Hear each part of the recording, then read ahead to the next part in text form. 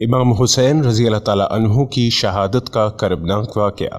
ناظرین، اس ویڈیو میں ہم امام حسین رضی اللہ تعالیٰ عنہ کی شہادت کے کربناک واقعے پر بات کریں گے اور آپ کو بتائیں گے جب امام علی مقام شہید ہوئے تو ان کے جسم پر زخموں کے کتنے نشانات تھے۔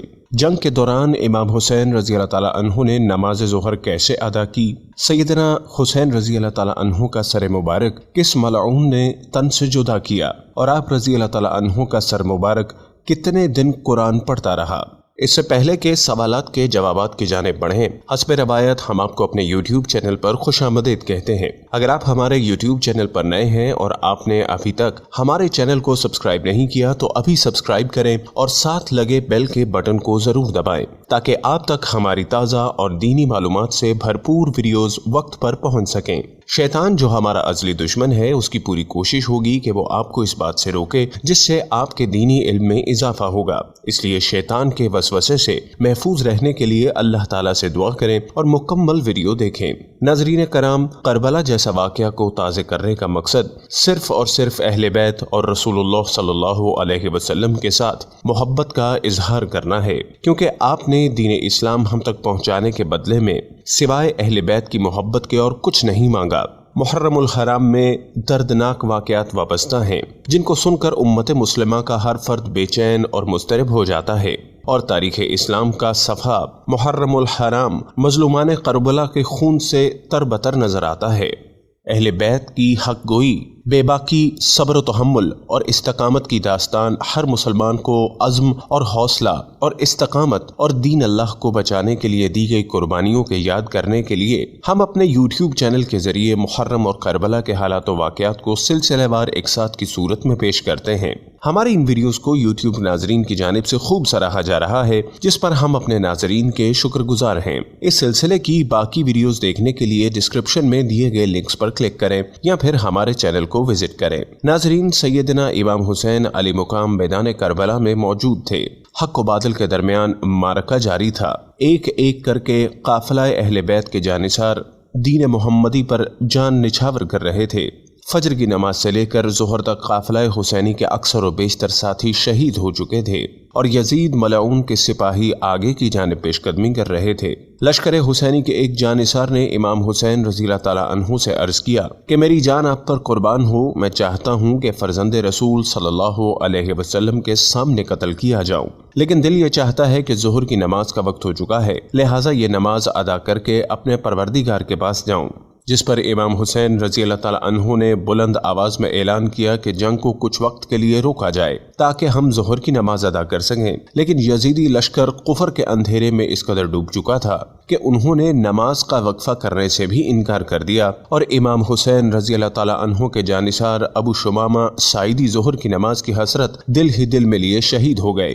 ناظرین، یہ وہ وقت تھا جب امام حسین رضی اللہ تعالیٰ عنہ کی صف میں صرف چند جانثار باقی رہ گئے تھے، اور وہ سب یہ جانتے تھے کہ اب ہم اللہ کے محبوب نبی حضور صلی اللہ علیہ وسلم کے نواسے کو ان ظالموں سے نہیں بچا سکتے۔ اس لیے ہر ایک کی کوشش تھی کہ وہ سیدنا امام حسین رضی اللہ تعالیٰ عنہ سے پہلے اپنی جان قربان کرے۔ وہ پوری قوت اور جذبہ ایمانی سے دشمن لشکر پر ٹوٹتے اور ان کی صفوں میں تباہی مچا دیتے، لیکن دشمن تعداد میں زیادہ ہونے کی وجہ سے ان پر حاوی ہو جاتا، اور پھر وہ وقت آیا جب کربلا کے ریزگار پر محمد عربی صلی اللہ علیہ وسلم کا نواسا، فاطمۃ الزہرا کا غریب الوطن شہزادہ، شیر خدا علی المرتضیٰ کا بیٹا اکیلا رہ گیا، اور ہر طرف امام علی مقام کے خون کی پیاسی یزیدی فوج کی ننگے تلواریں تھیں۔ ناظرین، نواسہ رسول کربلا کے میدان میں تنہا کھڑے تھے۔ 3 دن کے بھوکے اور پیاسے حسین، جن کے جانثار ایک ایک کر کے راہ حق میں توحید کی گواہی دیتے جام شہادت نوش کر چکے تھے۔ گلستان رسول اجڑ چکا تھا۔ چمنستان فاطمۃ الزہرا کو موت کی بے رحم ہواؤں نے اپنے دامن میں گھیر رکھا تھا۔ اون محمد دین پر قربان ہو چکے تھے۔ عباس علمدار کے بازو تن سے جدا کربلا کی ریت پر پڑے تھے۔ شہزادہ قاسم کے جسم کے ٹکڑے امام علی مقام خود سمیٹ کر خیموں تک پہنچا چکے تھے۔ شہزادہ علی اکبر کا کلیجہ برچھی کے ساتھ باہر آ گیا تھا اور ان کا لاشا کربلا کے میدان میں پڑا تھا۔ سیدنا امام علی اصغر کی پیاس بجھائی جا چکی تھی اور ان کے خون سے آسمان کا رنگ سرخ ہو چکا تھا۔ ناظرین، حضور صلی اللہ علیہ وسلم کے عظیم نواسے امام حسین رضی اللہ تعالیٰ عنہ کائنات میں ہونے والی اس عظیم ظلم کے چشمدید گواہ اب اکیلے ہی یزیدی صفوں کے سامنے کھڑے تھے۔ شیر خدا حضرت علی المرتضیٰ کے شیر سیدنا حسین رضی اللہ تعالیٰ عنہ اپنے تمام اثاثے لٹانے کے بعد بھی صبر و استقامت کی تصویر تھے۔ جب آپ رضی اللہ تعالیٰ عنہ لشکر یزید سے ٹکرانے کے لیے تیار ہو کر گھوڑے پر سوار ہونے لگے تو اس وقت ایمان کی روشنی آنکھوں سے جھلک رہی تھی، چہرے پر اعتماد کا نور بکھرا ہوا تھا۔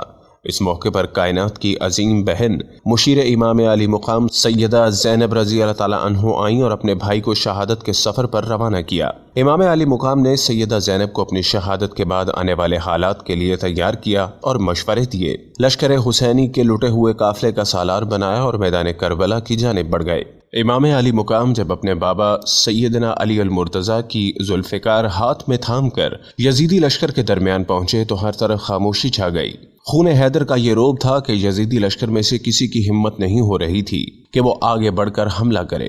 کافی دیر تک یہی کیفیت رہی کہ جو شخص بھی آپ رضی اللہ تعالیٰ عنہ کی طرف بڑھتا اسی طرح واپس لوٹ جاتا۔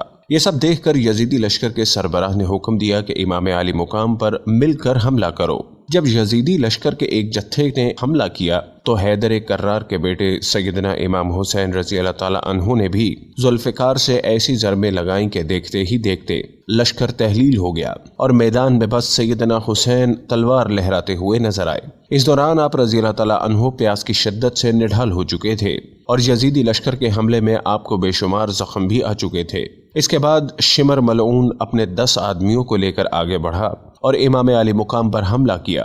پیاس کی شدت اور زخموں کے باوجود سیدنا امام حسین دلیرانہ مقابلہ کرتے رہے اور جس طرف سے آپ رضی اللہ تعالیٰ عنہ آگے بڑھتے سب کے سب وہاں سے بھاگتے نظر آتے۔ ناظرین، شمر ملعون نے جب یہ منظر دیکھا تو پورے لشکر کو کہا کہ مل کر حملہ کرو۔ شمر کے اس حکم پر دنیا کی دولت کے بھوکے بہت سے بد نصیب آگے بڑھے اور نیزوں اور تلواروں سے امام حسین رضی اللہ تعالیٰ عنہ پر حملہ کر دیا اور اس طرح ان ظالموں کا دلیرانہ مقابلہ کرتے کرتے آخر کار جگر گوشہ بطول نواسہ رسول اپنے نانا کے دین پر قربان ہو گئے۔ ان للہ و انا الیہ راجعون۔ شمر ملعون نے آگے بڑھ کر فاتحانہ انداز میں امام علی مقام کا سر تن سے جدا کیا۔ اس لڑائی میں امام حسین رضی اللہ تعالیٰ عنہ کے بدن مبارک پر نیزوں کے 33، تلواروں کے 32 اور تیروں کے متعدد زخم آئے۔ ناظرین، روایات میں ہے کہ جب ابن زیاد نے امام حسین رضی اللہ تعالیٰ عنہ کا کٹا ہوا سر مبارک فاتحانہ انداز میں یزید ملعون کے سامنے پیش کیا تو امام علی مقام کا سر قرآن پاک کی تلاوت فرما رہا تھا اور 3 دن تک آپ رضی اللہ تعالیٰ عنہ کا سر اقدس تلاوت قرآن پاک فرماتا رہا۔ شہادت حسین رضی اللہ تعالیٰ عنہ تاریخ انسانی کا ایک غیر معمولی واقعہ ہے۔ دنیا آج بھی دنگ ہے کہ کیسے ایک پیغمبر کے ماننے والے نے اپنے ہی نبی کے نواسے اور اس کے خاندان کو بے دردی سے شہید کر دیا۔ محدثین بیان کرتے ہیں کہ امام علی مقام کی شہادت پر نہ صرف دنیا روئی بلکہ زمین و آسمان نے بھی آنسو بہائے۔ نواسہ رسول کی شہادت کے وقت بیت المقدس میں جو پتھر اٹھایا گیا اس کے نیچے سے خون نکلا۔ ملک شام میں بھی جس پتھر کو ہٹایا گیا اس کے نیچے سے خون کا چشمہ ابل پڑا۔ محدثین کا کہنا ہے کہ شہادت حسین رضی اللہ تعالیٰ عنہ پر پہلے آسمان سرخ ہو گیا، پھر سیاہ ہو گیا، ستارے ایک دوسرے سے ٹکرانے لگے، یوں لگتا تھا جیسے کائنات ٹکرا کر ختم ہو جائے گی، جیسے قیامت قائم ہو گئی اور دنیا پر اندھیرا چھا گیا۔ ناظرین، یہ تھی وہ معلومات جو سانحہ کربلا کے حوالے سے ہم نے مختلف علماء کی کتابوں سے حاصل کی ہیں۔ اس میں کسی بھی قسم کی کمی بیشی کو اللہ تعالیٰ معاف فرمائے۔ اللہ سے دعا ہے کہ وہ ہمیں آل رسول کی زندگی میں نصیحت حاصل کرنے کی توفیق عطا فرمائے اور آپ کے اور میرے علم میں اضافہ فرمائے اور ہمیں اسی طرح دینی علم سیکھنے، جاننے اور پھیلانے کی توفیق اور ہمت عطا فرمائے۔ میری اپنی تمام ناظرین سے گزارش ہے کہ وہ زندگی میں ایک مرتبہ قرآن حکیم کو ترجمہ اور تفسیر کے ساتھ لازمی پڑھیں اور اس پر غور و فکر کریں۔ سانحہ کربلا کے حالات و واقعات پر ہماری دیگر تحقیقی اور تفصیلی ویڈیوز کو دیکھنے کے لیے ڈسکرپشن میں دیے گئے لنکس پر کلک کریں یا پھر ہمارے یوٹیوب چینل کو وزٹ کریں۔ اگر آپ کو ہماری ویڈیو پسند آئی تو کمنٹ باکس میں اپنے قیمتی رائے سے ضرور آگاہ کریں اور اگر آپ نے ابھی تک ہمارے یوٹیوب چینل کو سبسکرائب نہیں کیا تو ابھی سبسکرائب کریں اور بیل کے بٹن کو ضرور دبائیں تاکہ آپ تک ہماری نئی آنے والی ویڈیوز وقت پر پہنچ سکیں۔ دوستو، ہمارے چینل کی نشریات اللہ تعالیٰ کے احکامات، انبیاء کرام کے واقعات، حضور صلی اللہ علیہ وآلہ وسلم اور اصحابہ کرام کی زندگی کے واقعات، اولیاء کرام کی زندگی کے واقعات، سبق آموز واقعات، اللہ تعالیٰ کے احکامات کو پورے کرنے کے فضائل اور حضور اقدس صلی اللہ علیہ وآلہ وسلم کی سنت مبارکہ کو پورے کرنے کے فضائل، قرآن و حدیث سے تصدیق شدہ وظائف اور خاص طور پر درود پاک کے فضائل سے متعلق ہوتی ہیں، جس میں ہم اس کے مستند اور تصدیق شدہ ہونے پر خاص توجہ دیتے ہیں۔ ہمارا تعلق کسی بھی فرقے یا گروہ سے نہیں، اور ہمارا مقصد خالصتاً اللہ تعالیٰ کی رضا کے لیے نیکی کا پیغام امت مسلمہ تک پہنچانا ہی ہے۔ یہ ویڈیوز ہمارے چینل پر اپلوڈ ہو چکی ہیں یا ہونے والی ہیں، جن کا ٹائٹل آپ ابھی دیکھ رہے ہیں۔ آپ کے تعاون کا بہت بہت بہت شکریہ۔ اللہ اور اس کے رسول کا یہ پیغام دنیا کے آخری کونے تک پہنچانے میں ہمارا ساتھ دیجیے۔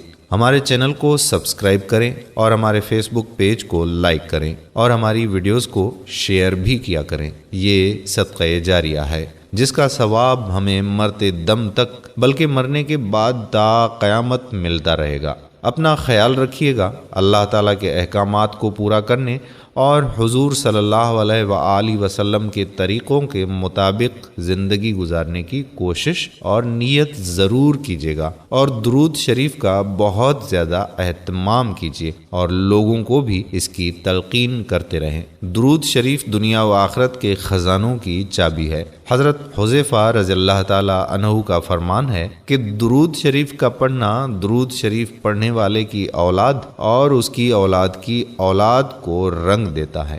جزاک اللہ۔